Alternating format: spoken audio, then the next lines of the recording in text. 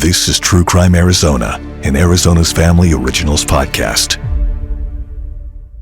Hey everybody, welcome to another update of True Crime Arizona, The Zombie Hunter. I'm your host, Brianna Whitney, and with me here is investigative reporter Morgan Lowe. And we do have some big updates to get caught up on today. Yeah, we have already reported that Brian Miller was found guilty of first-degree murder, kidnapping, and attempted sexual assault. Now we've moved into the penalty phase of this trial. This is like a new, separate mini-trial. And the goal of the prosecution is to show that Miller deserves the death penalty. The goal of the defense is to show that he should be sentenced to life in prison. Both sides do this by introducing witnesses who will testify either against Miller or for him. Again, it's like a mini trial. But in this situation, it's sort of less about facts and more about feeling. What did Miller's actions cause the victim's family? And maybe how did his childhood or things out of his control maybe drive him to do what he did? And the most powerful moments in the penalty phase so far came right away when prosecutors introduced testimony from two witnesses who we hadn't heard from yet, Linda Barrasso and Jill Burness. Linda is Angela Barrasso's mother, and Jill is Melanie Burness's older sister. Now, they were not physically in court. They made their statements through a virtual link. We could not see them, but we did hear their voices. And these were what is known as victim impact statements. They are written or oral statements made before sentencing, which describe the emotional, physical, or financial impact the victim or family members of the victims suffered as a direct result of the crime. We're going to play each statement for you here in full, and we'll start with Linda Barrasso. Just a quick note, the recording started about a minute into her statement, so we will pick it up in progress. There is now a hole, a void, an empty space. Instead of exercising at the gym, skiing, riding her bicycle, and enjoying her beloved job, Angie is spending eternity in a box. Instead of seeing Angie on her birthdays and holidays, or any days, I sit at the cemetery. On her 22nd birthday, I called Angie to say happy birthday, but was told she was missing. She was later found murdered by the defendant. Angie will never have another birthday. She will never feel the joy of finding true love and having a wedding and family. I will never be able to plan her wedding. I will never have grandchildren. The defendant stole her future, her innocence, her life. Because the defendant murdered Angie, I will never be a grandmother, and this is the end of our family name. I don't have the joys that other mothers have. We don't celebrate holidays anymore, not Christmas, not Thanksgiving, not birthdays. Why? Because Angie won't be there. When I got remarried, I had no wedding reception. Why? Because Angie had said to me, Mommy, when you get married, I'm coming home to give you away. The defendant ended Angie's life and ruined my life and the lives of her father, her family, and her many friends. I keep waiting to wake up from this horrible dream, the dream that is this tragic reality, in a dark, empty hole without the light of my life. My sweet, smiling, happy, kind daughter, Angela Barrasso. Angie made everything more fun just by being there, always happy, helpful, with that little piece of gum, showing with her big smile. When the defendant murdered Angie, he took all that away from me. I don't know anybody who didn't love Angie. She got A's in high school. She got 100% on her college entrance exam. She loved her classes. She loved her friends. And she loved her family. And she cried with joy when she was accepted by her first employer. Angie had friends from the East Coast to the West Coast because she went to college numerous places. The defendant broke my heart, ruined my life, took all hope and light from me and my family. The hole in my heart is so big and empty. The defendant took my future. Because of him, there is no end to the pain and loss and emptiness and loneliness. No, it does not get any better with time. He took the future of our family name. Some of Angie's last words to me were, "I want to give you away at your wedding. And I can't wait to see you at Christmas, Mommy." I am not the same person I used to be. I was the luckiest and happiest person I know because of my wonderful Angie and her beautiful attitude toward life. I am now the saddest, loneliest person that I know because of the loss of my wonderful Angie. The defendant took my reason to live, my reason to laugh, my reason to love. I now live a lonely, sad, empty life without much to look forward to. Angie won't be calling me to say happy birthday, Mommy. Merry Christmas, Mommy. I met the man of my dreams, Mommy.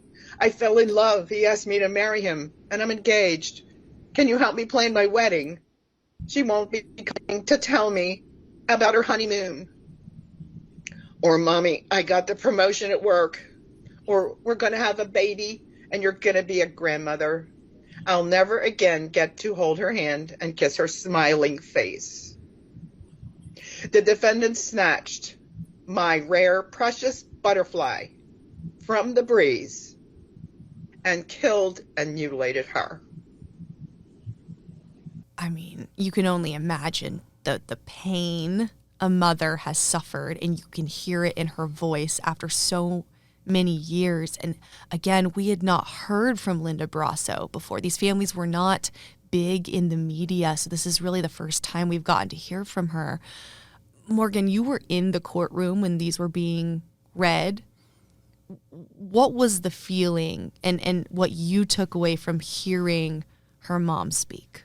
It was dead silent in the courtroom as her voice echoed across the court. I looked at Brian Miller when this was happening, and in normal testimony on a normal court day, he would sort of either look straight ahead or kind of look over to his lawyer or take notes. On this day, he was looking sort of ahead and down, just sort of staring, not straight down, but ahead and down, and there was no animation in his movements or anything. He was still. Unfortunately, I could not see his face because he wears glasses and he wears a mask, like a COVID mask. But he was definitely, not moving around or anything. And you could tell the seriousness of what these women had to say and how it was affecting the courtroom. Linda Brosseau, she gave us an intimate account of what this devastation caused to her life. She referred to Angela as Angie. I think that Angela's boyfriend, who testified in the beginning of the trial, referred to her as Angie, but this is the only other time that we've heard her called Angie. Linda Brosseau said the family no longer celebrates holidays. And her statement, "I am now the saddest person I know," that just summed up everything that she had to say.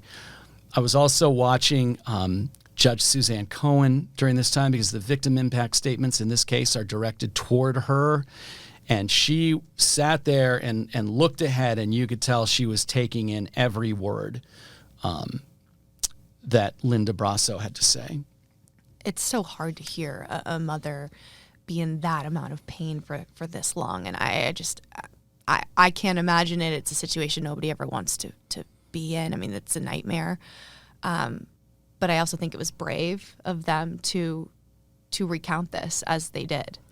Yeah, they've had 30 years of waiting to be able to speak in court to address this. You could tell that her statement was written out. She was reading it. The week before, the prosecutor said that the victim family members were still working on the victim impact statement, so that this was something that they put so much of their time and effort into, and it was really, really powerful. And next, we heard from Jill Burness, who was Melanie's sister. And you may notice that Jill's tone was a little bit different. She brought up different impacts that the crime had on her life and the lives of her surviving family members. My name is Jill Burness Canetta. I am Melanie Burness's oldest sister. I share this statement with you today on behalf of the Burness family, my parents Mike and Marlene, and my siblings Mike and Christy. On September 21st, 1993, the defendant took Melanie's life. He took a piece of our lives that night as well. My siblings and I were in our early 20s at the time. Melanie was the baby of our family, a typical, inquisitive, energetic, outspoken teenager with high hopes and big dreams for her future, which she was just starting to pursue. A beautiful soul who stood up for kids she saw being bullied, even if it meant being bullied herself. A smart, responsible, caring daughter who was an independent thinker, strong in her opinions, and ambitious. Melanie was a cool little sister and a true friend. For 30 years now, we've had to live without Melanie because the defendant murdered her. We live without her smile, her hugs, her humor, her lively conversation, her ideas, her companionship, her support, and her love. Words cannot even begin to describe the level of excruciating pain we experienced with the news of her horrific death. Thoughts of her being alone and helpless, and the fear she must have experienced being pursued and attacked by a stranger. The guilt we felt for not being there to protect her. The anger we felt at the pure evil inflicted upon her, and the images that filled our minds of her being stabbed, dragged through the dirt, raped, throat cut, chest carved into, and when the defendant was done with her, carelessly throwing her into the canal. For months after, we experienced the pain of waking up every morning thinking for a split second, maybe it was a nightmare, then realizing again, it was real. The absence we feel in our lives never goes away. We have had gaping holes in our hearts for 30 years. In the early days, it was not wanting to get out of bed because we were overwhelmed with sadness and not wanting to face the reality of our lives. The fear of looming holidays that you just have to skip in order to get through. The pain that comes with her palpable absence at family events, singing happy birthday to an empty chair each year on her birthday, and repeating the same Melanie stories over and over to our kids and grandkids because that's all we have and that's all they will ever know of their Auntie Mel. We won't get to see or celebrate her graduation, see her achieve her dreams, see her get married and welcome a new member into the family, sit around the Thanksgiving table and talk sports, debate politics, watch cool Auntie Mel spoil our kids, and have more cousins to hang with in our family. The defendant stole all of that from us. Although we were relieved when the defendant was apprehended after 21 years, we then had the new experience and trauma of having the face who killed our sister to complete the images in our minds. That revelation and the trial process forced us to relive the entire incident again 20 plus years later. We understand the legal system, the goals and objectives of each party, and appreciate the rules each party needs to operate within and during the process. Nonetheless, this process takes its toll on the victims, and we would be remiss if we didn't include it in our victim impact statement. This case took over 7 years to go to trial. This is a case where the defendant documented an entire plan that clearly laid out what he intended to do and DNA linked the defendant to both victims. The Arizona Victims Bill of Rights provides victims a right to a speedy trial. Unfortunately, our right is always second to the defendant's right to properly defend himself. After the first 6 years, we were within a few weeks of starting trial and mentally preparing for it when the defense changed their defense to guilty but insane, derailing the trial for another year. By the time this trial ends, it will have lasted close to 8 months. The logistics of attending a trial of that duration alone are challenging, let alone listening to the content of the testimony at trial. We had to find an extra 4 to 5 hours a day in order to be there for our sister and our daughter. Missed work, always being late, not showing up completely to our other personal engagements. Every single minute that we had to focus our attention on this case was more the defendant took from us. More precious time away from our families, our jobs, our lives, and more pain. It goes without saying it was extremely painful to listen to the graphic details of our sister's death, but it was just as difficult during other parts. Watching the defendant sitting there, very much alive, hearing about his wedding, child, travels, social life over the last 20 years, something he deprived Melanie of. Hearing the same testimony over and over and over about the same traumatic events the defendant experienced in his life, not one of which came even close to the trauma he inflicted upon Melanie and Angela. If you happen to join the trial at any time after the first 2 weeks, you'd have thought the defendant was the victim in this case. Also hearing a licensed doctor testify under oath that Brian's trauma self was in much better shape at the time of Melanie's death because her murder wasn't as bad. Your Honor, you explained last week you found Melanie's murder was cruel, but not unusually cruel, and there was no mental anguish as intended in the aggravation statute. Again, we totally understand how the aggravation phase works and that you need to interpret the statute in the context of other case law. Please understand, these discussions are agonizing to listen to. It is one thing to sit there in a courtroom in the light of day with a dozen adults, security, discussing an incident that occurred 30 years ago to someone you know only from a picture and try to determine how many minutes she was alive and where it fits in established case law. It is quite another thing to put yourself in the shoes of a barely 17-year-old girl, alone, far from home, being preyed upon by the defendant. No one knows with certainty how long Melanie was alive after being stabbed. The defendant's goal, as stated in his own documented plan, was that he wanted to have sex with the young girl while she was dying. No one knows how much time transpired before she was stabbed when she knew she was in danger. We would argue for a young girl being pursued by someone with a knife in the dark, even 30 seconds is a hell of a long time. This trial also brought to light new information we had not been aware of prior that was confusing and disturbing. Missed signs and or lack of action that could have been taken to prevent the defendant from harming more people. Missed opportunities to solve the case faster. People with knowledge that could have come forward that chose not to. We have no doubt that all the professionals who worked on this case put their heart and souls into it, and we can only imagine the challenges they faced. And we appreciate, looking back over 30 years, hindsight is 20/20. But we call this out because we find ourselves praying for some glimmer of hope, blessing or positivity that can come from these senseless deaths. Something to improve our system to prevent future tragedies. If this is so, then finally, just finally, our healing process might really begin. And we owe it to Angela and Melanie to do better. Across our entire extended family, we have experienced emotional, physical, and financial impacts over the years from the death of our sister and daughter.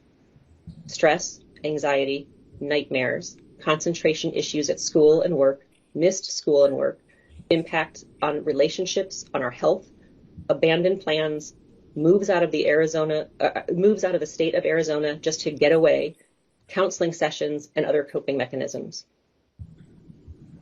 Your Honor, we were looking for two things during the trial that were important for us to be considered: accountability and remorse. Is the defendant taking accountability for his actions, and does he feel any remorse? We did not see evidence of either. To the contrary, he pled guilty but insane, which, had he been successful, would have eliminated any punishment. And what came out in the testimony was that the defendant can't accept he did what he did. He can't accept he did it because it would be too difficult for him. There was certainly no sign of regret nor any apology for all the damage he has done and pain he has caused. How can one statement put into words all the pain and suffering we have endured, the impact to our family as a whole, and each of us as individuals? It has impacted the way we parent our own children, how we show up in the world, and how we now live our lives. We have changed forever because of these murders. How many hours of our lives have been taken away with the distraction, anxiety, anger, sadness, and loneliness from the defendant dragging us into and through his dark world? It's incomprehensible and immeasurable. Finally, we want to take the opportunity to thank the team of prosecutors for their countless hours of work and preparation they put forth to bring this case to trial and get a guilty verdict, our victims' rights attorney for her guidance throughout the trial, and the Phoenix Police and Kathleen Fitzpatrick, who helped solve this case after so many years. You all helped provide the closure our family sought for so long, helped prevent any future violence at the hands of the defendant, and the pain and suffering of more families.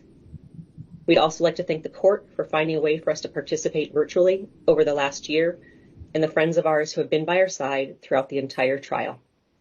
And of course, our condolences to all the victims in this case and their families. Thank you. What struck me here was just the anger that you could hear from Jill Burness, which was different than what we heard from the Barrasso family and Angela's mom, which was so sad, so emotional.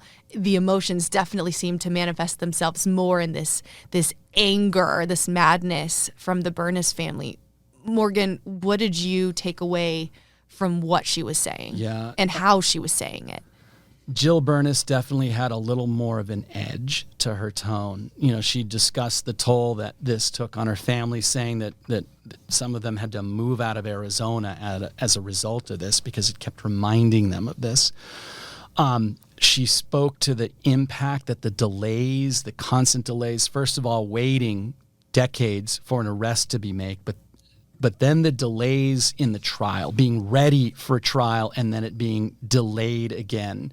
She said they waited 6 years, they were ready, and then the defense changed its tactic, and then they waited again. She talked about like the real life difficulties of what it was like for family members to have to dedicate 4 to 5 hours each day to show up, not in this case in court, but in front of their computer so they could listen and watch the proceedings. And she said they did it for their sister and daughter, and that was so difficult.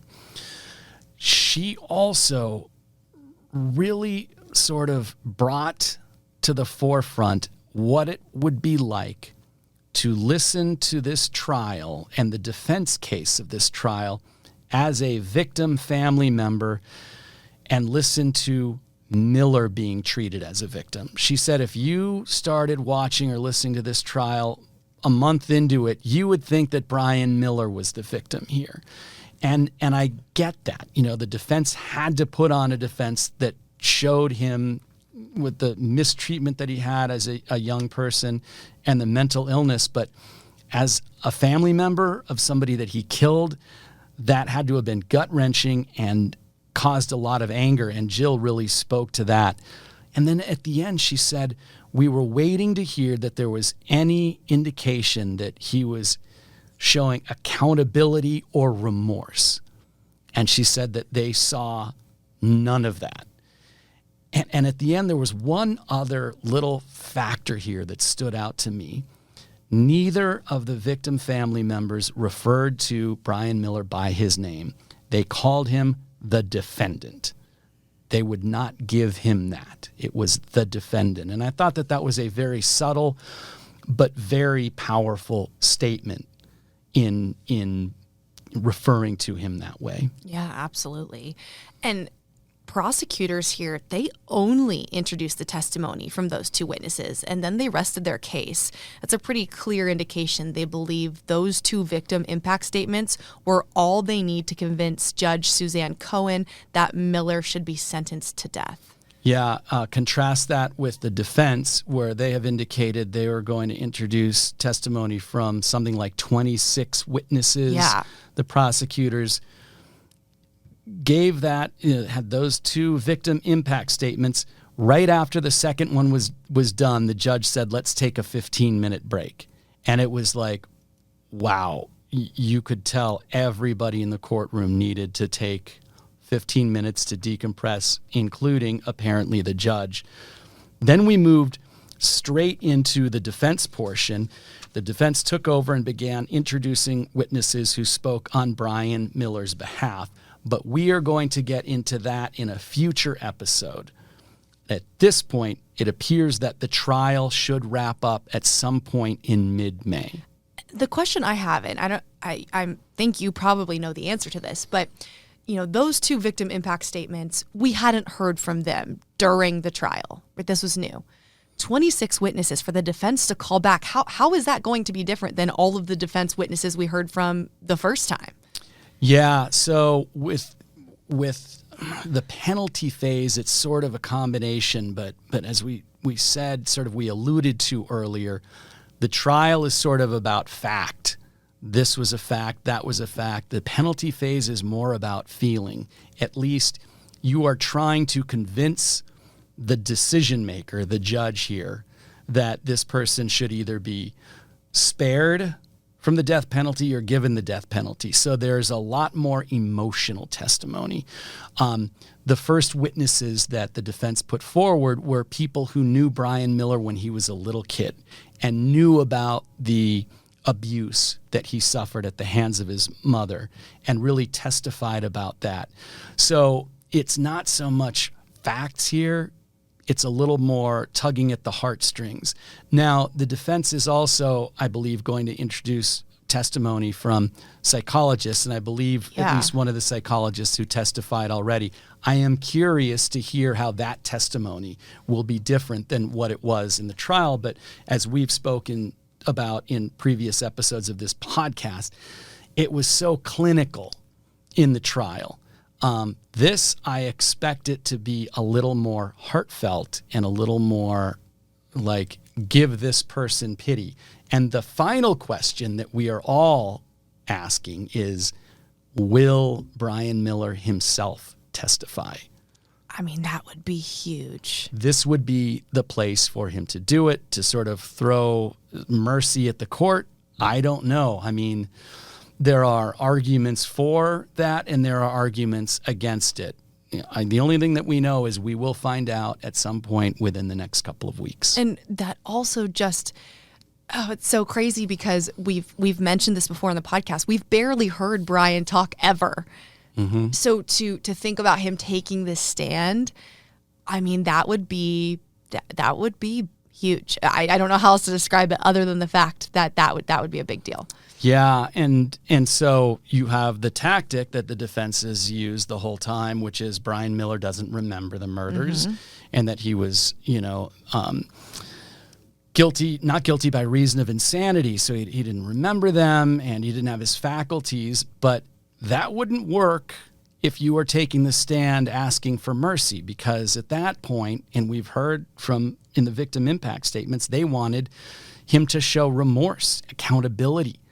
And so you've spent 6 months saying that this person is insane, and then he goes on and says, please forgive me, whatever, but give me mercy. It kind of goes against the strategy the whole time. So I don't know. We'll see. I guess if that was the case, he would have to say, I am remorseful for these actions I don't remember, that I don't recall. And that's a tough, even just saying that right now, I mean, I don't think that, it doesn't sound right. That works. No. So I guess we'll see. And so we will bring you more episodes as we continue to go through this. We're looking at a few more weeks here.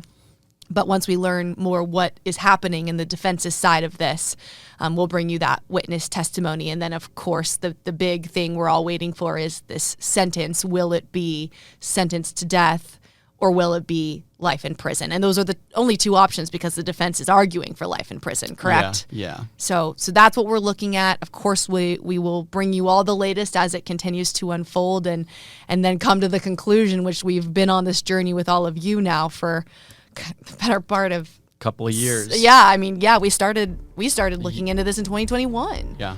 and just going through all that research. So a long time coming for all of this. We thank you guys for being along this journey with us through the case as it unfolds in real time, and we'll bring you the latest as this continues.